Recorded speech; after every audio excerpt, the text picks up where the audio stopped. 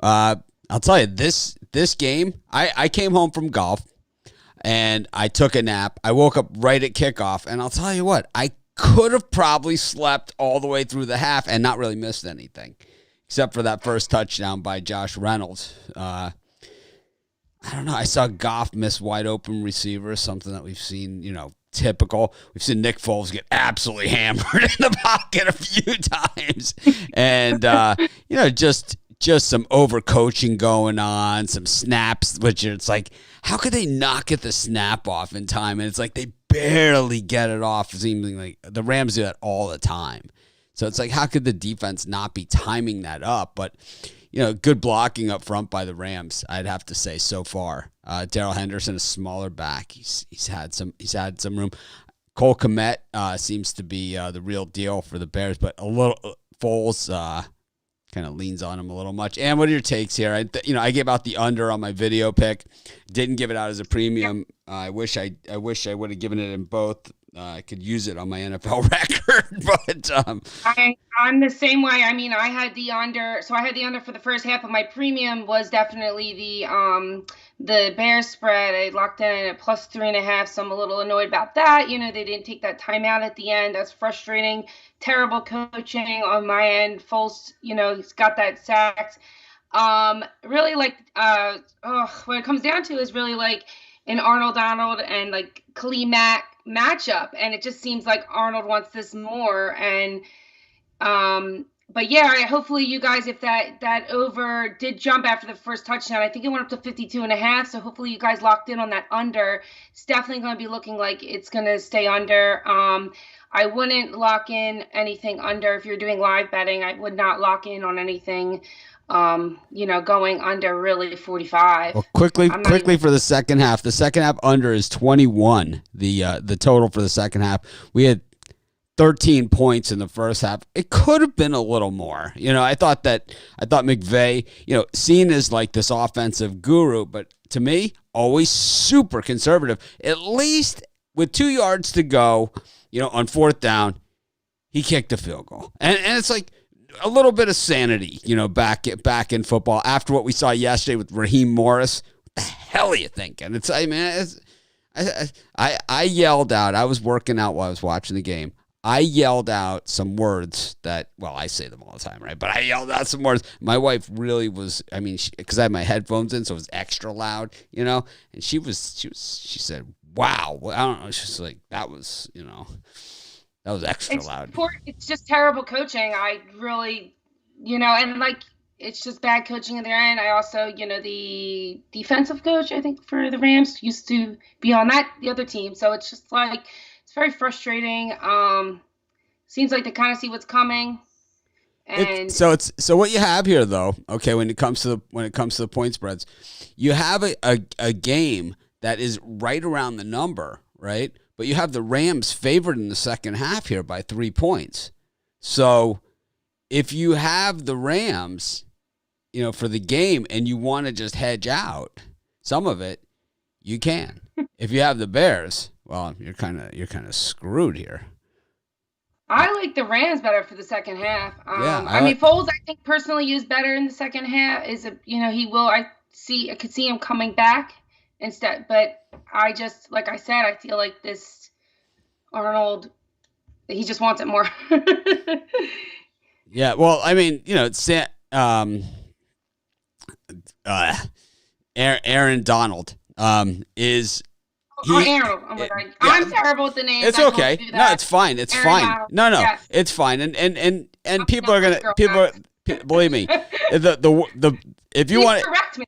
And I like it because I know you're going to get hated on. So it's like I saw Mystery Loves Company, right? So, the best is if you do it for college football. And, it's like those people, the college football fans, I love them.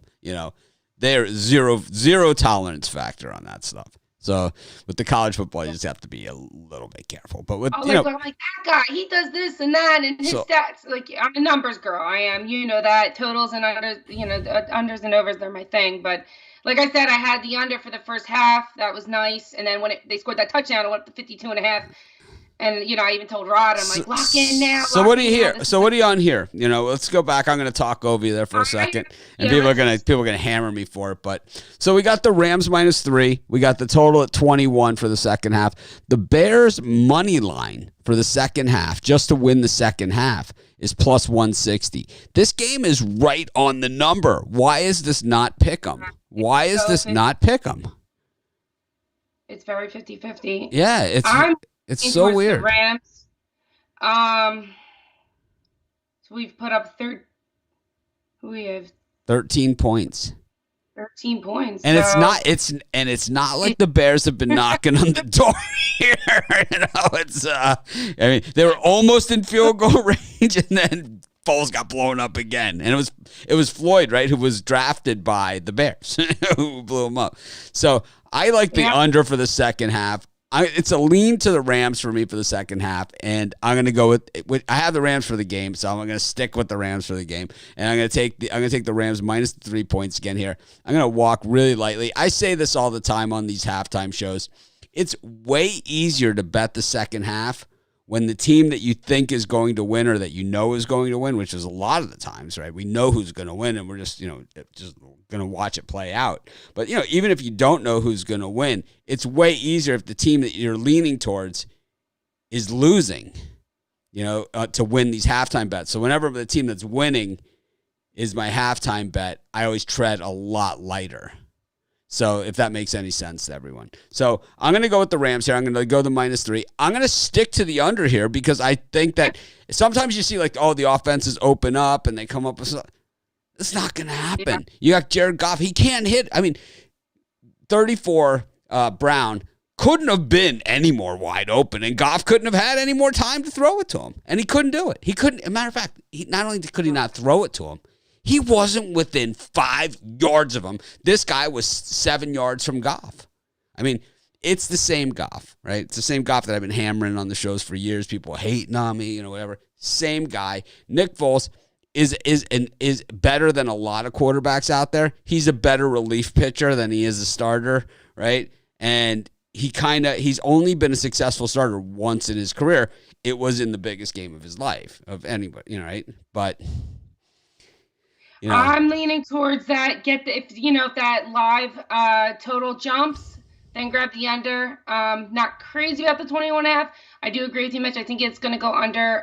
But if it goes up in the middle of that lot, get that under, then I am leaning towards the Rams though for that. This is not like how the Seahawks, were a couple weeks. It's not like one of those things where it's like the team that's going to win. Like yesterday, the Titans, right, when they're down by 20 something, and it's like you only have to lay 3.5. It's just hand me money, right? Like on games like that, it's not one of those. It's not like the Bills laying 7 in the second half against the Jets. This is a mucky game. So it might be right on this 3. It could be a total of 3 points in the second half. It could be 6-3. The Bears have not gotten inside the 40, right, or the 30. They have not gotten really close to scoring a touchdown. And the Rams, well, they were in close, and they decided instead of scoring, they'd rather just muck around because they know that their quarterback can't hit a wide open receiver, and that's how Munt gets involved. It's like you got to bring Munt. Oh my God, it's halftime already. That's when teams are playing defense and running the football. You're going to get a fast moving clock, and also the Rams have always done this. This is if you go back to that Super Bowl game against the Patriots, they snap the ball right as that last second is going off of the play clock. They do it all the time. And I'm surprised more deep. The Patriots used to keyed up on it in that game. Well, we're heading to the second half. Just one quick question. I don't know if you're going to be on in the morning or what's going to go on, but I have one quick question. We have about the 10th largest spread in the history of the NFL this weekend coming up. Chiefs and the Jets. Chiefs-Jets are just outright avoid. First impression, we're not going to hold you to it. I'm just going to ask. For me? Yeah, we're just going to ask you right now. Okay. What was the? I'm looking at the line. Chiefs and Jets. It's the 10th. It's about the 10th largest point spread in the history of the NFL. Chiefs are going to lay the big number. Just only covered one spread this year. It's just right off the bat. I haven't done any of my math or my homework yet. the Jets have been on the wrong end of the largest point spread of about the top 20 or so a few times here. And they've done extremely well against these numbers. So you got to remember, against the Colts in Super Bowl III, 17.5-point dogs outright. So well, I'll do some homework on that, and then I'll update my answer. And well, I'll let you know we know where Brian's going to be, right? We know where Brian's going to be. So he'll be wearing his Jets jersey. And by the way, for those of you tuning into our live shows tomorrow, Brian has a Trick or Treat Halloween special coming out for his rest of the season college football. Just for the next few days, for up to Halloween, he's going to sell like all his college football picks from here to the end of the season for like a quarter of the price that you could buy his normal picks or something stupid like that, which I'm totally against, but it's his wallet. He can do what the hell he wants. Anyways, thanks, Sam, for joining us. We've kicked off the second half. The Rams, oh boy, it looks like an offensive fest here. Return it out to the 17-yard line. Get ready for a series of four-yard plays. It's gonna end at like 20-10. Thanks everyone for joining us. It was fun as always. Let's see if we can hold it together for another 30 minutes. Have a great night, everyone. We'll see you in the morning.